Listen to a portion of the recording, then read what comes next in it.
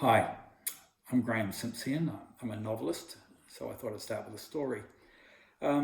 Some years back, one of my colleagues had a son diagnosed as autistic, and we then lost touch for quite a while until I ran into her partner.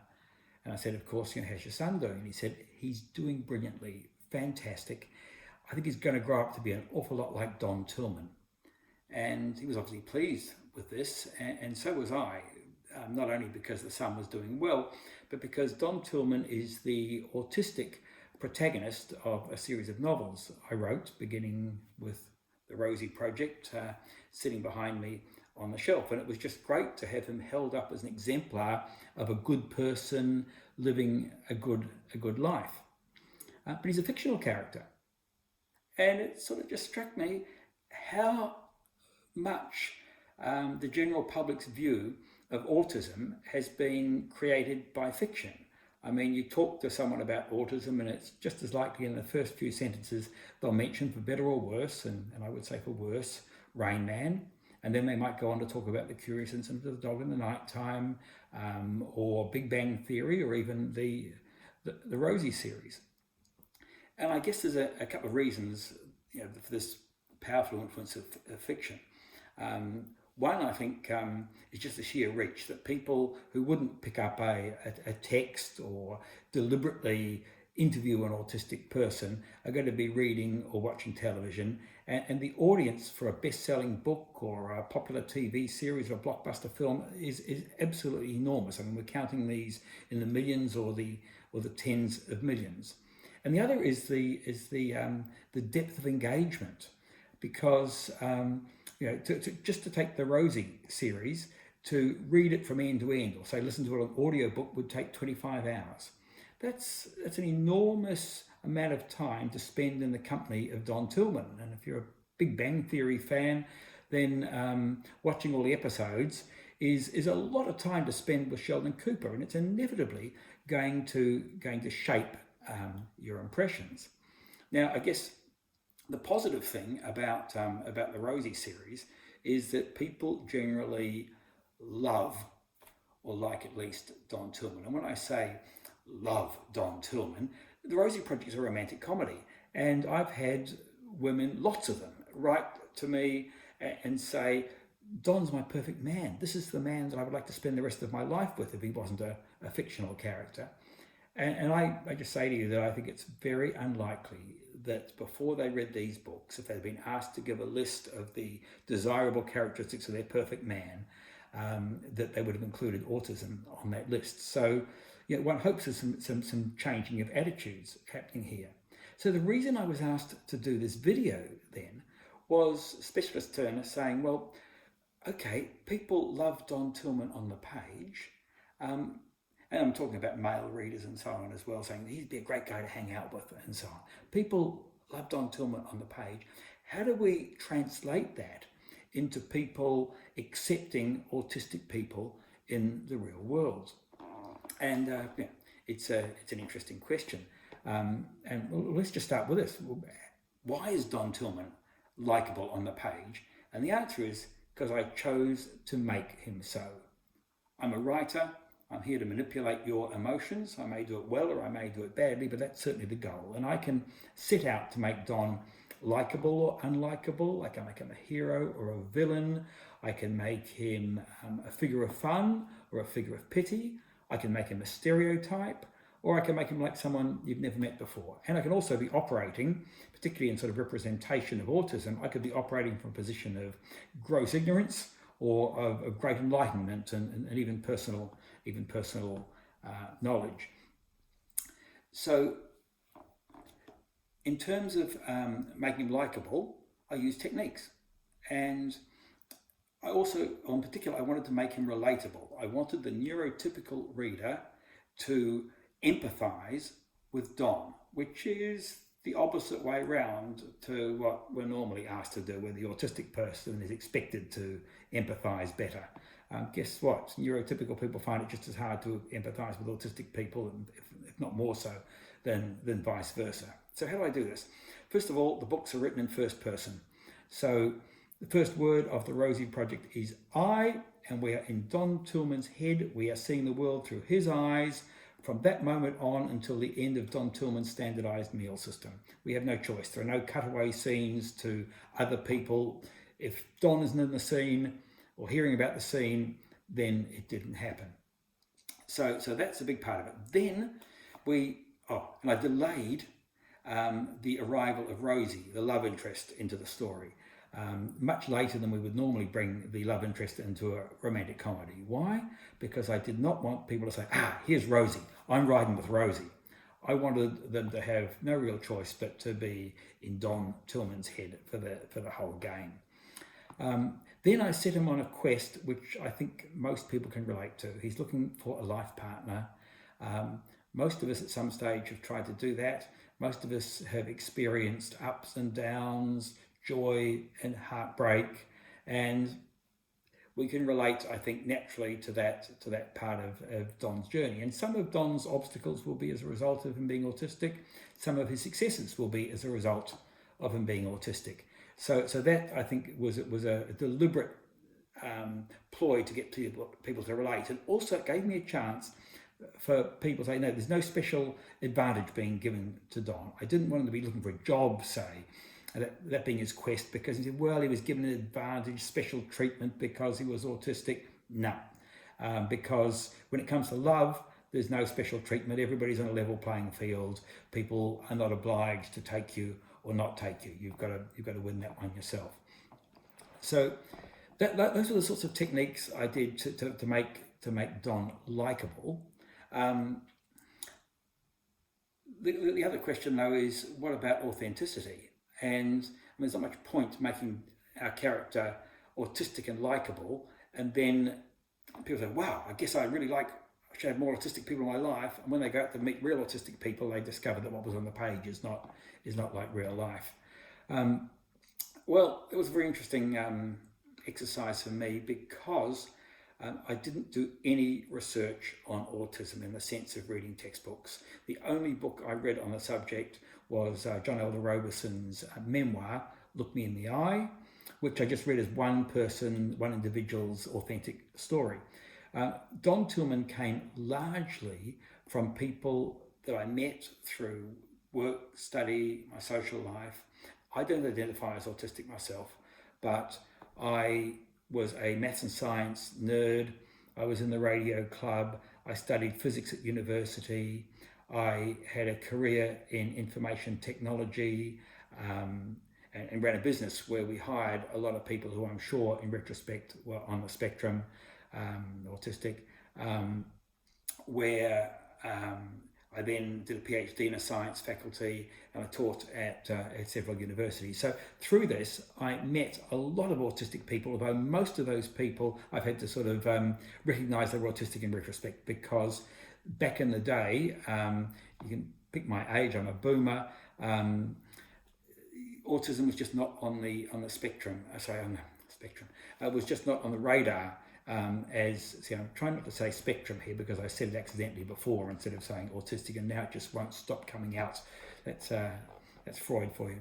But autism just wasn't on the radar as a diagnosis for psychologists or psychiatrists, and people who were coping well enough with work and social life would not have sought the services of a psychiatrist or psychologist, and probably a good thing too, because they would have likely been misdiagnosed. So it wasn't, in fact, I didn't have autism in my mind as I wrote this book. I just had these people that I knew who had fed into my character of Don Tillman. And it was only as the work progressed that people started to say to me, Don is probably on the spectrum, or surely on the spectrum, or has Asperger's. This is back in 2007 I started writing, so that was the language of the time. And at that point I realized, I was in danger of putting out a book that might hurt people, that might reinforce negative stereotypes, all the usual. So I ran it past a number of organisations which provided support for autism and autistic people, and suffice to say, I wouldn't have done that today. Today I would have used those organisations as conduits to actually autistic people. I actually spoke to some moms and dads of autistic people, but not enough to actually autistic people themselves. now, certainly by the time I was writing the Rosie result, the last in the series, I was very enmeshed in the autistic community, and that was far less of an issue. But you work and you learn. Now, the result of that was, fortunately, they were comfortable with the representation, and largely speaking, the books have been, not exclusively, but largely very well received by the autistic community. So I guess having an authentic representation, be careful about authentic, because some people are going to look at that book, and I know that people have read the Rosie books and said, this is my brother, or this is my dad, or my partner, or this is me, and this is people of both genders, or any gender, reading that and saying, this is me. But there are others who've read and said, no, and who have autism diagnoses who say, this is nothing like I am, and would go as far as to say it's a poor representation.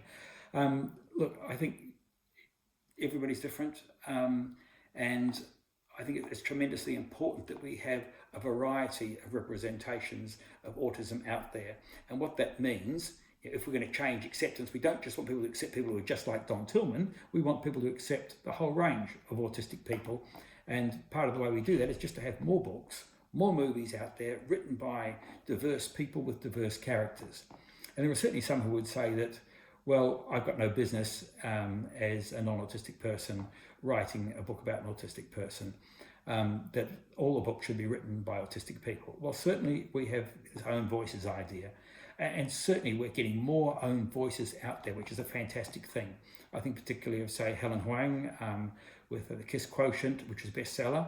I think of Kay Kerr, who's got a book out recently, young adult book called Please Don't Hug Me. They're both autistic. They're both writing autistic female characters. In fact, interestingly, most of the authors I know, the autistic authors who are writing books with autistic characters, are female. So that in itself is starting to get, I think, more women out there and on the page. Now, great that they're getting published, but you can't guarantee that no matter how good the representation, the authenticity of a book is, or film or whatever, that it's going to be a bestseller. There's a whole lot of other factors come into there. I'd like to say craft and talent and so on, but also just sheer dumb luck. So I think if you're going to make sure that the books that turn out to be iconic, the movies that turn out to be iconic, and that are hugely influential, are going to be good for autism, then you have to get in earlier. And I think that means having good guidelines available, and it also means having pushback when people get it wrong. You want to get the message there that it is relatively inexpensive to have a sensitivity reader, or if in a collaborative project to have an autistic people or person or people on the team. That's a relatively inexpensive exercise, but it's very expensive and painful to get it wrong. And I think, and I know I'm setting myself up here because not everybody likes the Rosie books, but I think it's important that we push back really hard when we see misrepresentations of autism or aspects of autism, the dreaded autistic people are not empathetic, or autistic people all have special skills, those sorts of things coming up that we need to push back really hard so that that message is received. I think things are a lot better than they used to be, and I think one of the things we have going for us is that largely, in my experience, authors, screenwriters, filmmakers fall on the progressive side, that they are genuinely concerned about minority groups, about not causing harm. And I think it's very important that autism is seen as one of those groups deserving of that level of respect and treatment. So I think, one more thing, I guess, on books and movies. When I say we've come a long way, I'd say it's an area we haven't come that far. Ask people, think of your favourite book, or any book or movie with an autistic character. Good. Now tell me how many autistic characters there are in that story. And so often the answer is one. I mean, in the Rosie Project, there's really only one person that most readers would identify as autistic. And, I would say there's more than one. But for the general reader, Don Tillman's the only autistic character. By the time we get to the Rosie result, we have a book full of autistic characters from various backgrounds and so on. So it's a much better book from my point of view. But just one, and you start to feel that we are looking at tokenism. It's good to understand that autistic people do not appear individually and solo and without friends and without community. And we need to show that. We need to show autism in its various manifestations. So, what else, as well as having better representations in books and movies, what else can we do to make autistic people more accepted? And I would say that what we learn from books and movies is that familiarity facilitates acceptance. When you spend a lot of time in Don Tillman's company, you're ready to meet Don Tillman. Now, I think it's very hard to force that familiarity on people in any place except one, and that is the workplace. We are so used to working with people that we don't choose to work with. They are inflicted on us, and we learn to deal with that. We don't necessarily like everyone we work with, but we have to learn to accept them. And I think getting autistic people into the workforce is one of the most powerful things that we can do to encourage acceptance and to encourage friendships and deeper relationships, because many of those begin in the workplace. I'm a former employer of in the information technology area myself. I'm sure I employed many autistic people over time. We didn't necessarily recognise them as such, but we learned that there was a group of people that would benefit from certain support mechanisms, and particularly that were discriminated against by certain hiring approaches, such as placing too much emphasis on interview. And we had put a lot of things in place because we recognised that we got better choices. We made better choices if we didn't rely as much as we had in the past on interviews, if we relied almost not at all on interviews, and recognise that the biases and the baggage that we brought along to interviews. So I think Don Tillman in The Rosie Effect is counselling a young man who we assume is neurotypical, who is suicidal. And Don says to him, "You need to get a job." By the way, nice, I think, that the autistic person's counselling the neurotypical person for a change. But he says, "I think you need to get a job." And that line, from the person who probably had the most input to the Don Tillman character, who in his younger years was institutionalised, was suicidal, and his psychiatrist said to him, probably being more directive than most psychiatrists should be, he said, "Get a job." And that was not just life changing, it was life saving for him many, many years later. And so I shared that. So there's I think it's much doubt that for many autistic people, a job and a meaningful job can add a great deal of meaning to their lives personally. But there's another side to that. And that side is that the more autistic people we have in the workplace, the more that people become used to them, accept them, build relationships with them, and push out the boundaries of their acceptance. And so having taken one autistic person on board, if you accept that person, you put some supports in place for them because they might require those, or need to have a good experience with that. You push the barrier out, the line out a little bit more in terms of acceptance of perhaps non-neurotypical behaviour, push it out. And they're bringing more and more people into the workforce. You're accepting more people. You've got this virtuous circle happening. Now, look, I think it's the most powerful thing you can do. And on that note, I think it's a good place to finish because, of course, it was Specialisterne who were kind enough to let me have this platform. And I think they are doing more than anyone to facilitate what I've been talking about, bringing autistic people into the workforce, encouraging employers to bring them in, and I would simply say, please, I hope Specialisterne continue that good work, and I hope that what they're doing promulgates across industry and across the world. Thank you very much.